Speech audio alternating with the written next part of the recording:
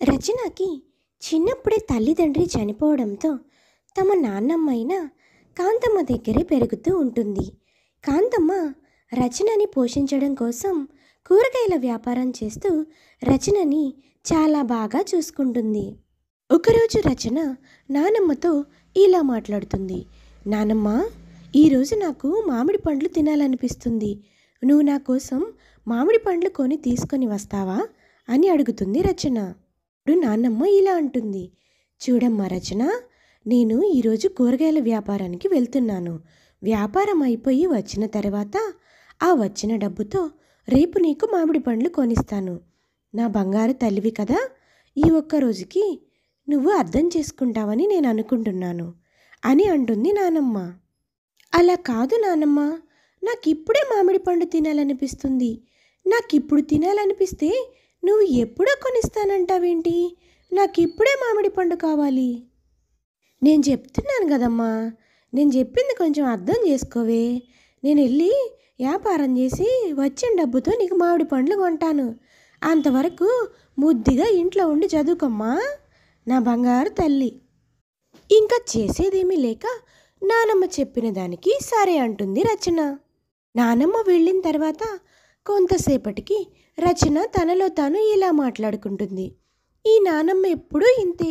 నాకు ఇప్పుడు తినాలనిపిస్తుందంటే రేపెప్పుడో కొనిస్తానంటుంది. నేను ఇప్పుడే మామిడి తోటలోకి వెళ్ళి నాకు కావలసినన్ని పండ్లు కోసుకొని వచ్చి తింటాను. అయినా నానమ్మతో ఎవరు చెప్తారు? నేను చెప్తేనే కదా తెలుస్తుంది అని మామిడి తోటకి వెళ్తుంది. రచన మామిడి పండ్ల తోటకు వెళ్ళేసరికి అక్కడ పూజ ఉంటుంది. ఎవరు నువ్వు? ఎందుకు ఈ మామిడి పండ్ల తోటలోకి వచ్చావు? అయినా ఒంటరిగా ఈ తోటలోకి రావడానికి నీకు భయం అనిపించలేదా అని అడుగుతుంది పూజ. అదా, నాకెందుకు భయం? మా ఇల్లు ఈ పక్కనే. మా నానమ్మ కూరగాయలు అమ్మడానికి ఉదయం వెళ్ళి సాయంత్రం ఎప్పుడో వస్తుంది. అంతసేపు నేను ఒక్కదాన్నే ఇంట్లో ఉంటాను. నాకు ఎలాంటి భయమూ లేదు.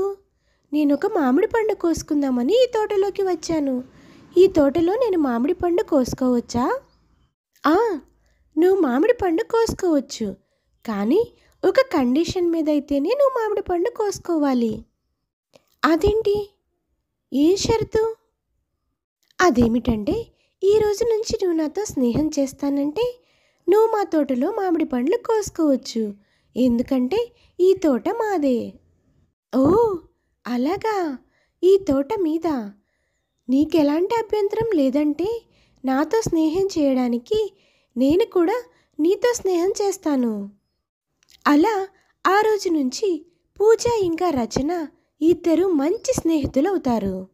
ఇలా రోజు పూజ ఇంకా రచన పూజ వాళ్ళ మామిడి పండ్ల తోటలో కలుసుకుంటూ ఉంటారు.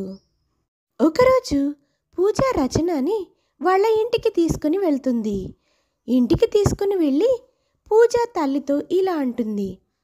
మామ్, చూసావా, తినే నా కొత్త స్నేహితురాలు రచన. తినంటే నాకు చాలా ఇష్టం. వీళ్ళు మన మామిడి తోట పండ్ల వ్యాపారం పక్కనే ఉంటారు. రచన రోజు నాతో ఆడుకోవడానికి మన తోటకి వస్తుంది. రచన చాలా మంచి అమ్మాయి. ఏంటి పూజ, నువ్వు ఇలాంటి వాళ్లతో తప్ప మంచి వాళ్లతో స్నేహం ఎప్పటికీ చేయవా? ఆ అమ్మాయిని చూస్తుంటేనే తెలుస్తుంది ఆ అమ్మాయి ఎంత పూరని. అలాంటి అమ్మాయితో నువ్వు స్నేహం చేయడం ఏంటి? మన స్టేటస్ ఎంత దెబ్బతింటుందో తెలుసా? మమ్మీ, ఏం మాట్లాడుతున్నావు నువ్వు? స్నేహం చేయడానికి రిచ్ పూర్ అంతా ఏంటి మమ్మీ? రచన చాలా మంచి అమ్మాయి, నాకు నచ్చింది. అందుకే నేను రచనతో స్నేహం చేస్తాను. పూజ, నువ్వింకా చిన్నపిల్లవి. పెద్దవాళ్ళు ఎందుకు చెప్తున్నారో అర్థం చేసుకో. మామ్, ఈ విషయంలో నువ్వేం చెప్పినా నేను వినను. రచన నాకు చాలా బాగా నచ్చింది. రచన నా ఫ్రెండ్, అంతే. సరే, ఏ అమ్మాయి, మీ అమ్మ వాళ్ళు ఏం చేస్తారు? నువ్వు కనీసం స్కూల్ కన్నా వెళ్తున్నావా లేదా? స్కూల్కైతే వెళ్తున్నానండి, కానీ నాకు అమ్మా నాన్న లేరు. మా నాన్నమ్మే చూసుకుంటుంది. మా నాన్నమ్మ కూరగాయల వ్యాపారం చేస్తూ ఉంటుంది అని చెప్పి వాళ్ళు అక్కడి నుంచి వెళ్ళిపోతారు. నేను పూజని గారాబం చేసి చాలా తప్పు చేశాను. ఒక్కగానొక్క కూతురని దాన్ని గారాబం చేస్తే ఇప్పుడు అది ఏది చెప్తే అదే నేను వినాల్సి వస్తుంది. చూద్దాం ఈ స్నేహం ఎంతవరకు వెళ్తుందో. ఇంకో పక్క కాంతమ్మ రచన ఇంకా ఇంటికి రాలేదని కంగారు పడుతూ ఉంటుంది. అంతలో రచన కాంతమ్మకి ఎదురుపడుతుంది. ఏంటమ్మా రచన, ఎక్కడికి వెళ్ళావే? నీకోసం ఉదయం నుంచి ఎతుకుతున్నాను. అలా చెప్పా పెట్టకుండా వెళ్ళిపోతే ఈ ముసలి ప్రాణం ఏమైపోవాలి? అది నానమ్మ, పూజ అని మన ఇంటి పక్కనే మామిడి పండ్ల తోట వాళ్ళ కూతురు. ఆ అమ్మాయి నాకు ఫ్రెండ్ అయింది.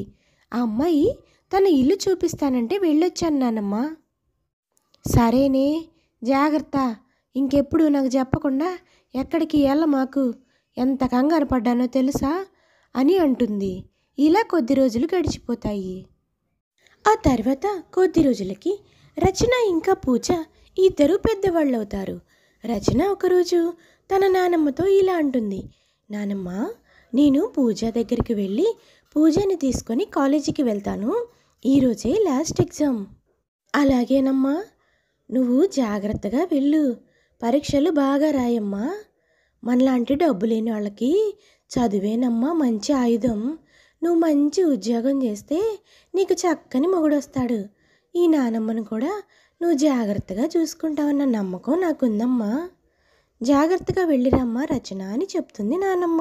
అలాగే నానమ్మ, నేను సాయంత్రం కొంచెం లేటుగా వస్తాను. ఎందుకంటే ఈరోజు పూజ ఏదో పార్టీ ఉందని చెప్పింది, అక్కడికి వెళ్ళాలి అని చెప్పి రచన అక్కడి నుంచి బయలుదేరి వెళ్తుంది. అక్కడి నుంచి పూజ దగ్గరికి వెళ్తుంది రచన. అబ్బబ్బబ్బబ్బా పూజ, నువ్వెప్పుడు ఇంతేనా? ఎందుకు రెడీ అవ్వడానికి ఇంత టైం తీసుకుంటావు? అయినా మనం ఏమన్నా బ్యూటీ కాంపిటీషన్కి వెళ్తున్నామా ఏంటి? ఈరోజు మన లాస్ట్ ఎగ్జామ్. మనం ఎగ్జామ్ రాయడానికి ఎగ్జామ్ హాల్కి వెళ్తున్నాం. అంతేకాని మనం ఏదో బ్యూటీ కాంపిటీషన్కి కాదు వెళ్తుంది. ఎందుకు అంతలా రెడీ అవుతున్నావు? రచన, నీకు నా గురించి తెలుసు కదా, నాకు మేకప్ అవడం అంటే చాలా ఇష్టమని. ఎందుకు అలా మాట్లాడుతున్నావు? 5 మినిట్స్ వెయిట్ చేయి, ఇద్దరం కలిసి వెళ్ళిపోదాం. అబ్బబ్బబ్బబ్బా, మేకప్లో పడితే నువ్వెవ్వరి మాట వినవు కదా. సరే త్వరగా కానివ్వు, మళ్ళీ ఎగ్జామ్ హాల్కి లేట్ అయిపోతుంది. అది సరే కానీ ఈలోపు ఒక విషయం చెప్పు. నువ్వు ఎగ్జామ్స్ అయిపోయిన తర్వాత పై చదువులు ఏం చదవాలనుకుంటున్నావు? నా గురించి నీకు తెలుసు కదా పూజ, నేను నానమ్మని బాగా చూసుకోవాలి. నానమ్మని చూసుకుంటూ ఏ ఉద్యోగం దొరికితే అదే ఉద్యోగాన్ని ఇదే ఊర్లో ఉండి చేసుకుంటాను. అంతేకాని ఇంకా పై చదువులు చదువుకోవడం నా వల్ల కాదు. నానమ్మ ఇంకా కష్టపడడం నాకు ఇష్టం లేదు. నీకు తెలుసు కదా నేను ఎవరి మీద ఆధారపడనని. అందుకే నేను చదువు మానేసి ఏదో ఒక చిన్న ఉద్యోగం చూసుకొని నానమ్మని పోషించాలనుకుంటున్నాను. నేను చెప్పింది నువ్వు ఎప్పుడూ వినవు కదా. నేను కాలేజ్ ఫీజు కడతానే, పై చదువులు చదువుకో అంటే నానమ్మని చూసుకోవాలి, చిన్న ఉద్యోగం చేసుకుంటానని పాతకాలపు దానిలాగా మాట్లాడతావు. అయినా నీకంత సెల్ఫ్ రెస్పెక్ట్ పనికిరాదు. నేను నీ బెస్ట్ ఫ్రెండ్ అని కదా. సరేలే, చిన్నప్పటి నుంచి నీవివన్నీ చెప్పడం నేను వింటూ ఉండడం, అంతేగాని ఇందులో జరిగేవేవీ లేదు కదా. నేనైతే ఇంకా చదువుకోను, నానమ్మని చూసుకోవాలి. ఇప్పుడు ఎగ్జామ్కి అయితే టైం అవుతుంది. నువ్వు రెడీ అయితే మనం వెళ్దాం. నువ్వెప్పుడూ ఇంతే కదా, చెప్పిన మాట అసలే వినవు. సరే పద వెళ్దాం.